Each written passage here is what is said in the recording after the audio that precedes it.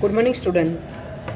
આજે આપણે પ્રકરણ 10 કોષ ચક્ર અને કોષ વિભાજન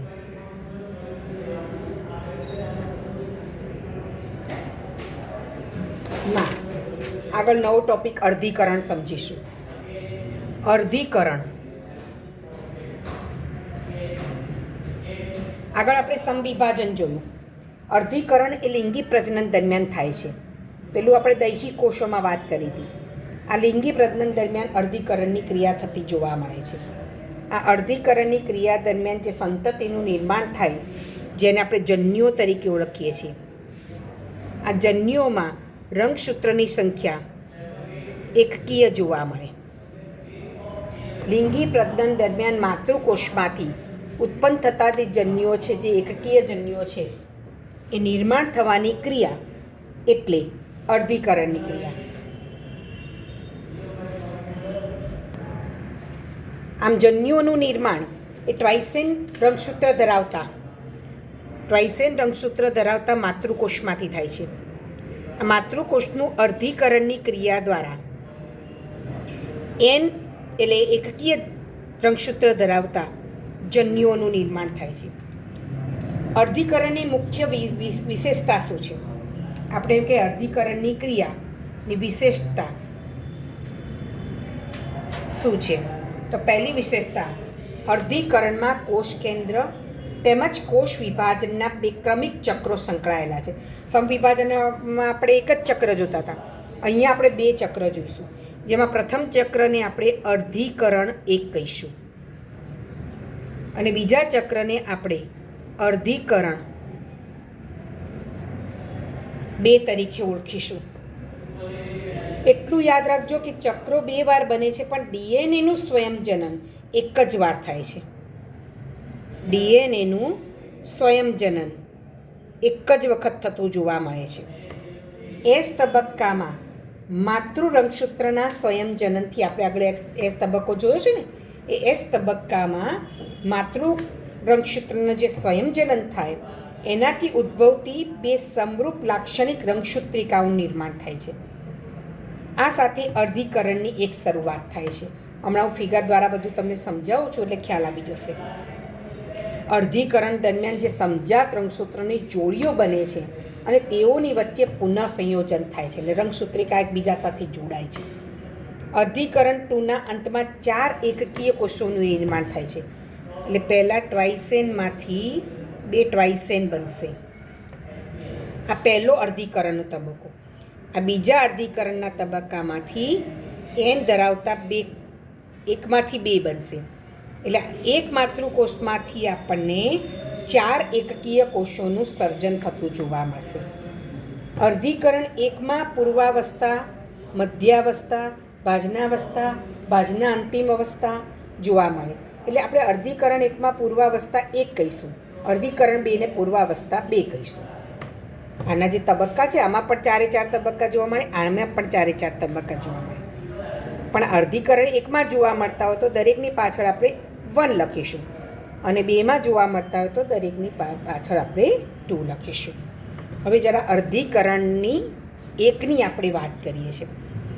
અર્ધીકરણની 1ની જે પૂર્વાવસ્થા છે એકલી 4 માર્ક્સમાં પૂછે છે. અર્ધીકરણ 1 આપણે અત્યારે જોઈએ છે. અર્ધીકરણ 1માં પહેલી અવસ્થા એટલે પૂર્વાવસ્થા.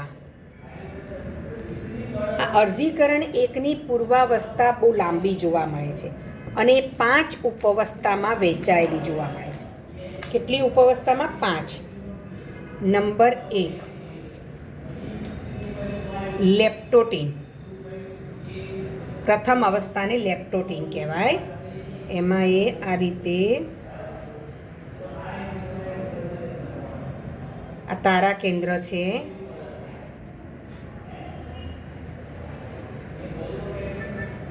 રંગસૂત્ર છે, આ લેપ્ટોટીન અવસ્થા છે.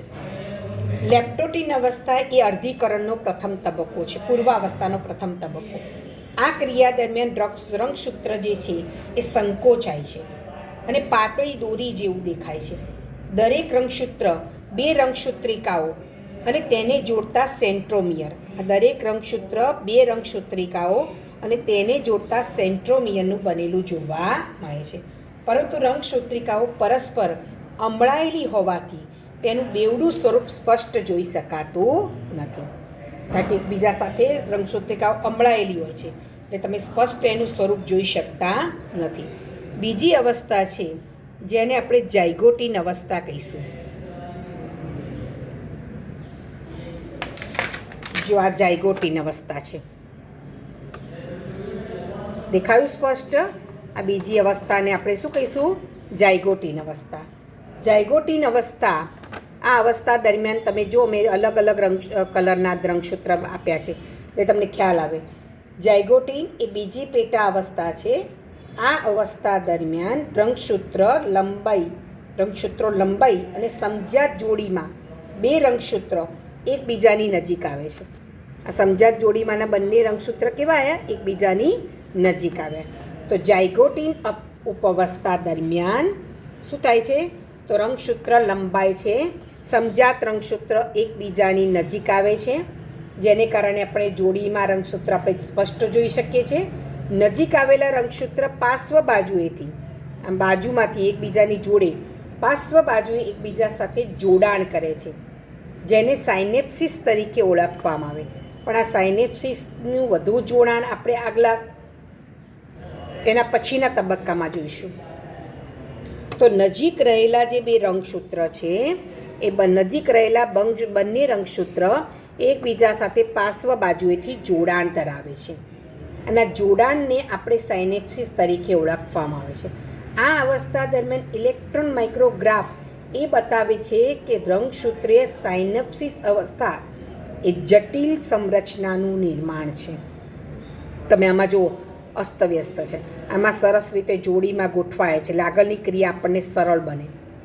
તો સાયનેપ્સિસનું તમને સાયનેપ્સિસ જોવા મળે એટલે સમજી લેવાનું, આ જોડીમાં નજીક જોવા મળે એટલે સમજી લેવાનું કે તે જટિલ સંરચનાનું નિર્માણ કરે છે, જેને સિનેપ્ટોનિમલ સંકુલ તરીકે ઓળખવામાં આવે છે. આ સંકુલનું નિર્માણ જોડીમાં રહેલા સમજાત રંગસૂત્ર દ્વારા થાય છે, જેને કારણે દ્વિસૂત્રી કે ચતુસૂત્રી રંગસૂત્ર જોવા મળે છે. અહીં આપણે દ્વિસૂત્રી જોયું છે, તો દ્વિસૂત્રી અથવા એના પછી જોઈશું તો ચતુસૂત્રી રંગસૂત્ર જોવા મળે છે.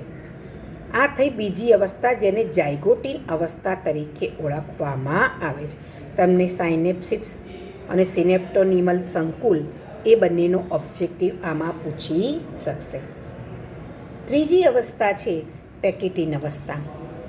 જો આ પેકેટીન અવસ્થા છે, ત્રીજી અવસ્થા આ પેકેટીન અવસ્થા છે. ચલો હવે આ અવસ્થા દરમિયાન જુઓ, દ્વિસૂત્રી રંગસૂત્ર આ અવસ્થામાં સ્પષ્ટ ચતુસૂત્રી દેખાયું ચારે ચાર. કેવું દેખાયું? આ ચતુસૂત્રી રંગસૂત્ર. દ્વિસૂત્રી રંગસૂત્ર આ અવસ્થામાં સ્પષ્ટ ચતુસૂત્રી જોવા મળે છે. આ અવસ્થા દરમિયાન સમજાત રંગસૂત્રના એકલ સૂત્ર એકબીજા સાથે વીંટળાય છે. ચલો ધ્યાનથી જોજો. એ અહીંયા આ સમજાત રંગસૂત્રના એકલ સૂત્ર અહીંયા વીંટળાયા, એમ અહીંયા વીંટળાયા, બે જગ્યાએ જો એકબીજા સાથે અમળાય છે. સમજાત રંગસૂત્રની અંદર આમાં સમજાત રંગસૂત્રની અંદર બે રંગસૂત્રિકાઓ એકબીજા સાથે વ્યતિકરણની ક્રિયા દ્વારા એકબીજા સાથે આવું ક્રોસ બનાવશે, જેને સ્વસ્તિક ચોકડી કહેવાય. શું કહીશું એને? સ્વસ્તિક ચોકડી. તો આવી રીતે વ્યતિકરણ દ્વારા બે સમજાત રંગસૂત્રની જોડીમાંના રંગસૂત્રની બે રંગસૂત્રિકાઓ એકબીજા સાથે વ્યતિકરણ દ્વારા જોડાય છે અને આ સ્થાને વ્યતિકરણના કારણે તે રંગસૂત્રિકાઓ પુનઃ કંઠિકા ધરાવતી ચોકડીની રચના કરે છે. તો અહીંયા આ ચોકડી બની અને આ બાજુ અહીંયા ચોકડી બની. તો 2 જગ્યાએ ચોકડી બની અને આ જગ્યાએ વ્યતિકરણ બાદ છૂટા પડે રંગસૂત્ર ત્યારે દ્રવ્યોની આપ-લે કરે. આ વ્યતિકરણની ક્રિયામાં રીકોમ્બિનેઝ ઉત્સેચક કાર્ય કરતું જોવા મળે છે. વ્યતિકરણ દ્વારા 2 રંગસૂત્ર પર જનીનોનું પુનઃસંયોજન થાય. તમે સ્વાભાવિક છે કે આ રંગસૂત્ર જે છે એને આનો ટુકડો જોડાઈ જશે અને આ રંગસૂત્રમાં આનો ટુકડો જોડાઈ જશે. એટલે વ્યતિકરણની ક્રિયાને અંતે 2 રંગસૂત્રનું શું થશે? પુનઃસંયોજન થશે. જનીનોની આપ-લે થશે, જેને કારણે નવા જનીનો પ્રાપ્ત થશે. આપણે આનુવંશિકતામાં ભણીશું કે જ્યારે રંગસૂત્રની વ્યતિકરણ ના થાય ત્યારે રંગસૂત્રની જનીનોની આપ-લે થતી નથી.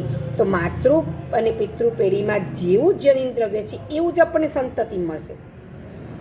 પણ જ્યારે સંતતિ માતૃ અને પિતૃ પેઢી કરતાં અલગ જોવા મળે એટલે સમજી લેવાનું કે તેમાં જનીન દ્રવ્યનું આપ-લે એટલે કે વ્યતિકરણ થયું છે. ત્યાર પછી ડિપ્લોટીન અવસ્થા. ચલો, આ ડિપ્લોટીન અવસ્થા. ડિપ્લોટીન અવસ્થાની શરૂઆતમાં સિનેપ્ટોનિમલ સંકુલ વિઘટન થઈ જાય છે અને દ્વિસૂત્રી સમજાત રંગસૂત્ર એકમેકથી દૂર ખસવાની શરૂઆત કરે છે. આ જે રંગસૂત્ર જોડાયેલા હતા ને, અહીંયા રંગસૂત્ર શું હતા? જોડાયેલા હતા. હવે દૂર ખસવાની શરૂઆત કરશે આ રંગસૂત્ર. તો ડિપ્લોટીનની શરૂઆતમાં સિનેપ્ટોનિમલ શંકુ વિઘટન થાય છે. તેથી દ્વિસૂત્રી જે રંગસૂત્ર સમજાત રંગસૂત્ર એકમેકથી દૂર ખસવાની શરૂઆત કરશે. પરંતુ જે સ્થળે વ્યતિકરણ થયું છે, આ તો દૂર થઈ ગયા, આ તો ઇઝીલી દૂર થઈ ગયા, પણ જે સ્થળે વ્યતિકરણ થયેલું છે તે સ્થળે હજુ પણ આ જોડાણ જળવાઈ રહે છે. જે સ્થળે વ્યતિકરણ થયું છે એ સ્થળે હજુ પણ આ જોડાણ જળવાઈ રહે છે. વ્યતિકરણના સ્થળે રચાયેલી જે ચોકડી જેવી રચના છે આને આપણે સ્વસ્તિક ચોકડી કહીશું. આ ચોકડી ક્યારે સ્પષ્ટ દેખાય? જ્યારે દૂર ખસવાની શરૂઆત કરે ત્યારે. દૂર ખસેલા આ છેડો ખેંચાયેલો, આ છેડો ખેંચાયેલો, અહીંયા ચોકડી બને, જેને આપણે વ્યતિકરણ અથવા તો વ્યતિકરણ દ્વારા રચાયેલી સ્વસ્તિક ચોકડી કહીશું. કેટલાક પૃષ્ઠવંશી પ્રાણીઓમાં અંડકોમાં ડિપ્લોટીન અવસ્થા મહિનાઓ કે વર્ષો સુધી ચાલે છે. આમ તો આપણે જે અભ્યાસ કરીએ છીએ ડુંગળીમાં એ તો તરત જ આપણને અવસ્થાઓ જોવા મળશે. આ તો માનવમાં જે જનનકોષોનું નિર્માણ સમય થાય છે અથવા પ્રાણીઓમાં જનનકોષોના નિર્માણ સમય થતી વ્યતિકરણની ક્રિયા છે. તો એ દરમિયાન કેટલાક પ્રાણીઓના અંડકોમાં તો આ અવસ્થા વર્ષો સુધી થાય છે. પણ નોર્મલ જે ગર્ભાવસ્થા દરમિયાન જે થતું હોય, જ્યારે જન્યુઓનું નિર્માણ થતું હોય ત્યારે એ અવસ્થા ટૂંકા ગાળાની જોવા મળે છે. ડાયાકાઇનેસિસ. જો હવે તમે બંને રંગસૂત્રમાં બીજા રંગસૂત્રનો ટુકડો જોડેલો બતાવ્યો. બંને રંગસૂત્રમાં બીજા રંગસૂત્રનો ટુકડો બતાવ્યો. અર્ધીકરણની આ અંતિમ અવસ્થા, અધિકરણની જે પૂર્વાવસ્થાની અંતિમ અવસ્થા છે. પહેલી અવસ્થા કઈ હતી? લેપ્ટોટીન. આ અંતિમ અવસ્થા છે અને ડાયાકાઇનેસિસ તરીકે ઓળખાય છે. આ અવસ્થામાં સમજાત રંગસૂત્રને અલગ પાડતી દ્વિધ્રુવીય ત્રાકનું, જો અહીંયા જો મેં લાલ બતાવ્યા છે, આ તારાકેન્દ્ર, આ તારાકેન્દ્ર, આ બંનેમાં ત્રાક તંતુઓ બન્યા. દ્વિધ્રુવીય ત્રાકનું નિર્માણ થાય છે. સ્વસ્તિક ચોકડીના નિર્માણ સ્થાનોએ એકલ સૂત્ર, આ ચોકડી બની હતી એના નિર્માણ સમયે એકલ સૂત્ર, આ દેખાય છે, એકલ નિર્માણ સ્થાનોએ એકલ સૂત્ર છૂટા પડી ગયા. આ અવસ્થાના અંતમાં પેલાની આગળની જેમ જ કોષ કેન્દ્રિકા લુપ્ત થાય, કોષ કેન્દ્ર પટલ વિઘટન થાય. આમ ડાયાકાઇનેસિસ અવસ્થા એ ભાજના અવસ્થા 1ની શરૂઆત કરે છે. જો એટલું યાદ રાખજો કે અર્ધીકરણ 2ની પૂર્વાવસ્થા લાંબી નથી, પણ અર્ધીકરણ 1ની પૂર્વાવસ્થા 5 ઉપતબક્કામાં વહેંચાયેલી છે એટલે લાંબી જોવા મળે છે. તો આ 5 ફિગર, પહેલી લેપ્ટોટીન, દોરી જેવા રંગસૂત્ર, જાયગોટીન, સમજાત રંગસૂત્ર જોડે આવે, ચોપડીમાં લખ્યું નથી પણ તારા કેન્દ્ર વિઘટન પામવાની શરૂઆત કરે, એકમાંથી 2 બને. પછી પેકેટિંગ, સમજાત રંગસૂત્ર નજીક ગોઠવાયેલી જોડીની રંગસૂત્રિકાઓ જોડાય. ત્યાર પછી ડિપ્લોટીન રંગસૂત્રિકાઓ હવે સમજાત રંગસૂત્રની રંગસૂત્રિકાઓ દૂર ખસવાની શરૂઆત કરે એટલે સ્વસ્તિક ચોકડી બને. અને પાંચમું ડાયાકાઇનેસિસ સમજાત રંગસૂત્રની રંગસૂત્રિકાઓ એકબીજાથી છૂટી પડે જ્યારે જ્યાં વ્યતિકરણ થયું હોય ત્યાં રંગસૂત્રના ટુકડાની આપ-લે થાય. આ ડાયાકાઇનેસિસ અવસ્થા આવે એટલે હવે કઈ શરૂઆત થશે? ભાજનાવસ્થા એક. ભાજનાવસ્થા એકની વાત કરીએ. ચલો, ભાજનાવસ્થા એક. દ્વિસૂત્રી રંગસૂત્ર કોષના વિષુવવૃત્ત તલમાં. ભાજનાવસ્થા એટલે સારામાં સારી અવસ્થા, રંગસૂત્રને જોઈ શકાય. દ્વિસૂત્રી રંગસૂત્ર ક્યાં જોવા મળે? વિષુવવૃત્ત તલમાં જોડીઓ સ્વરૂપે જોવા મળે. વિરુદ્ધ ધ્રુવના ત્રાકતંતુ, આ ધ્રુવનો ત્રાકતંતુ, આ ધ્રુવનો આ ત્રાકતંતુ છે. વિરુદ્ધ ધ્રુવનો જે ત્રાકતંતુઓ છે એ રંગસૂત્ર સમજાત રંગસૂત્રની જોડ સાથે જોડાય છે. આ થઈ ભાજનાવસ્થા. ભાજનોત્તરાવસ્થા. ચલો, તેમાં સમજાત રંગસૂત્ર છૂટા પડે છે જ્યારે દોહિતૃ રંગસૂત્રિકાઓ તેના સેન્ટ્રોમિયરથી જોડાયેલી હોય છે. આ સમજાત રંગસૂત્ર આ જોડીમાં હતા, એ જોડીમાંના સમજાત રંગસૂત્ર છૂટા પડ્યા અને દોહિતૃ રંગસૂત્રિકાઓ છે એ આની સેન્ટ્રોમિયર સાથે જોડાયેલી જોવા મળે છે. ત્યાર પછી અંત્યાવસ્થા. જો હવે આમાં અંત્યાવસ્થામાં શું થયું? અહીંયા પણ બે અને અહીંયા પણ બે, એટલે ટ્વાઇસેનમાંથી ટઇસેન થઈ ગયા. કોષ કેન્દ્ર પટલ અદૃશ્ય થયું. કોષ કેન્દ્ર પટલ અને કોષ કેન્દ્રિકાનું પુનઃનિર્માણ થાય છે. આગળ અદૃશ્ય થયેલું હતું એ.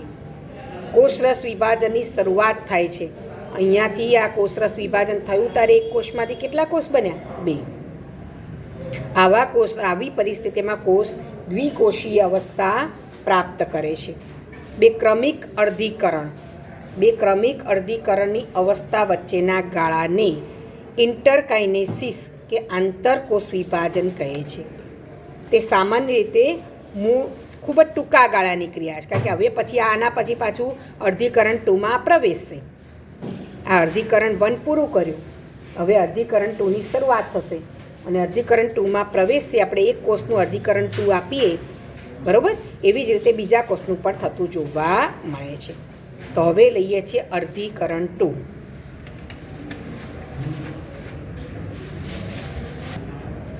અર્ધીકરણ 2માં પણ પૂર્વાવસ્થા, એને આપણે 2 કહીશું. ભાજનાવસ્થા 2 કહીશું. ભાજનોત્તરાવસ્થા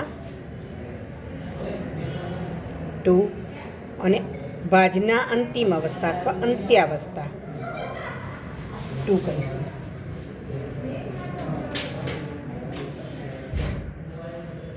અંત્યાવસ્થા 2 કહીશું. તો હવે આની વાત કરીએ. અત્યારે હું તમને અહીંયા જે 2 કોષ બન્યા છે એમાંથી એક કોષ તો બતાવું છું. એવું બંને કોષમાં થાય. પૂર્વાવસ્થા 1 આમાં પણ 4 તબક્કા છે. એમાં પહેલું લઈએ પૂર્વાવસ્થા 1. કોષરસ વિભાજન પછી તરત જ અર્ધીકરણ 2. આ થયું શું થયું? કોષરસ વિભાજન. ત્યાર પછી તરત જ અર્ધીકરણ 2ની શરૂઆત થાય છે. પૂર્વાવસ્થા 2માં અથવા પૂર્વાવસ્થા 2ના અંત સુધીમાં કોષ કેન્દ્ર પટલ અદૃશ્ય થઈ જાય છે અને રંગસૂત્ર ફરી ઘટ્ટ સ્વરૂપે પ્રાપ્ત થાય છે. ભાજનાવસ્થા 2 આપણે આગળ જોયું એ જ વસ્તુ છે કે ભાઈ ભાજનાવસ્થા 2માં થાય છે શું? તો કે આ અવસ્થામાં રંગસૂત્ર વિષુવવૃત્ત તલમાં, આ અવસ્થામાં રંગસૂત્ર વિષુવવૃત્ત તલમાં જોડીમાં ગોઠવાય છે. વિષુવવૃત્ત તલમાં જોડીમાં ગોઠવાય છે. વિરુદ્ધ ધ્રુવના ત્રાકતંતુની સૂક્ષ્મ નલિકાઓ આ રંગસૂત્રિકાઓના કાઇનેટોકોર્સ સાથે જોડાય છે. આ બાજુ આ રંગસૂત્ર જોડીમાંના રંગસૂત્ર એક તલમાં ગોઠવાયા. આ રંગસૂત્રિકા સાથે આ બાજુનું કાઇનેટોકોર્સ, આ રંગસૂત્રિકાનું કાઇનેટોકોર્સ સાથે આ ત્રાકતંતુ જોડાશે અને આ રંગસૂત્રિકાનું કાઇનેટોકોર્સ સાથે આ બાજુનું ત્રાકતંતુ જોડાશે. આ થઈ ભાજનાવસ્થા 2. ભાજનોત્તરાવસ્થા, જેમાં શું થશે? હવે ધ્યાન રાખવા જેવું છે. કેટલા રંગસૂત્ર? એક જ જોડનું રંગસૂત્ર છે. આ જોડીમાંના રંગસૂત્ર વિષુવવૃત્ત તલમાં ગોઠવાયા. જોડીમાંના રંગસૂત્રની રંગસૂત્રિકાઓ, આ બાજુની જે રંગસૂત્રિકા છે આ બાજુના ત્રાકતંતુ સાથે જોડાય અને આ બાજુની રંગસૂત્રિકા આ બાજુના ત્રાકતંતુ સાથે જોડાય. હવે અહીંયા ભાજનો તરાફ વસ્તા 2 દરેક રંગસૂત્રનું સેન્ટ્રોમિયર હતું એ વિભાજન પામશે. રંગસૂત્રનું સેન્ટ્રોમિયર વિભાજન થશે એટલે સેન્ટ્રોમિયર સાથેની આ બાજુની રંગસૂત્રિકા છે એ આ ધ્રુવ તરફ જશે અને આ બાજુની રંગસૂત્રિકા જે છે એ આ બાજુના તલ તરફ જશે. ક્યારે શક્ય બને? જો ક્યારે શક્ય બને? ચલો, આ રંગસૂત્ર છે, આનું કાઇનેટોકોર સાથે આ રંગસૂત્રિકાનું કાઇનેટોકોર સાથે આ જોડાયું ત્રાકતંતુ અને આ બાજુનું આ જોડાયું. હવે શું થશે? આ સેન્ટ્રોમિયરનું વિભાજન થયું એટલે પરિસ્થિતિ આવી થશે. આ આને ખેંચશે, આ આને ખેંચશે. એ પરિસ્થિતિ અહીંયા હું બતાવું છું કે સેન્ટ્રોમિયરનું વિભાજન થયું એટલે સેન્ટ્રોમિયરનું વિભાજન થતાં બે એકલ સૂત્ર એ પોતાના ધ્રુવ તરફ ખેંચાશે. હવે વિચારો કેટલા રંગસૂત્રની જોડ હતી? એ બે રંગસૂત્ર અથવા એક જોડ રંગસૂત્ર હતા. અહીંયા બંને બાજુએ રંગસૂત્રિકાઓ ખસતી. હવે ધ્યાનથી જોજો, અંત્યાવસ્થા. એક આખા કોષમાં બે રંગસૂત્ર સેન્ટ્રોમિયર સાથેના થયા અને બીજા આખા કોષમાં પણ બે રંગસૂત્ર થયા. આ અર્ધીકરણની અંત્ય અવસ્થા છે જેમાં રંગસૂત્રની બે સમૂહ ફરીથી કોષ કેન્દ્ર પટલ દ્વારા, આ રંગસૂત્રના બે સમૂહ એ કોષ કેન્દ્ર પટલ દ્વારા વીંટળાય છે. કોષરસ વિભાજન થઈને આવા એકમાંથી બે બાળકોષો બન્યા. એવી રીતે આ બીજું છે, એમાંથી બીજા બે બાળકોષો બને. આમ કુલ કેટલા બાળકોષોનું નિર્માણ થાય? 4 બાળકોષો. આ થયું અર્ધીકરણ 2ની અવસ્થાઓ. અને હવે છેલ્લે અર્ધીકરણનું મહત્ત્વ, રંગસૂત્રની સંખ્યા એક તો અડધી થાય છે અર્ધીકરણમાં. આ એક વિશિષ્ટ પ્રક્રિયા કહેવાય. આપણા જે દૈહિક કોષોમાં જ્યારે સમવિભાજન કે કોષ વિભાજન થાય ત્યારે ટ્વાઇસેન જ રહે, પણ જ્યારે જનન કોષોનું નિર્માણ થાય ત્યારે રંગસૂત્રની સંખ્યા અડધી થાય તો જ બે જનન કોષો એન જોડાય તો ફલિતાંડમાં ટ્વાઇસેન થાય. એટલે ફલિતાંડમાં રંગસૂત્રની સંખ્યા જળવાઈ રહે તે માટે અને પેઢી દર પેઢી વસ્તીમાં જનીન ભિન્નતામાં પણ વધારો થાય તે માટેની અગત્યની ક્રિયા એટલે અર્ધીકરણ. ખબર છે ને, વ્યતિકરણ વખતે રંગસૂત્રના ટુકડાની અદલા બદલી થાય છે એટલે આપણે માતૃ પિતૃ કોષમાં ના હોય તેવું જનીન દ્રવ્ય પ્રાપ્ત થાય છે. તો ઉદ્વિકાસની પ્રક્રિયા માટે ભિન્નતા લાવવા માટે પણ અર્ધીકરણ જરૂરી છે. અહીંયા તમારો 10મો ચેપ્ટર પૂરો થાય છે. આ વખતની ટેસ્ટમાં તમારે 10મો ચેપ્ટર છે એ તમે તૈયાર કરી દેજો. હવે આગળ કયું ચેપ્ટર લેવાનું એ પછી હું નવા લેક્ચરમાં તમને સમજાવીશ. Thank you.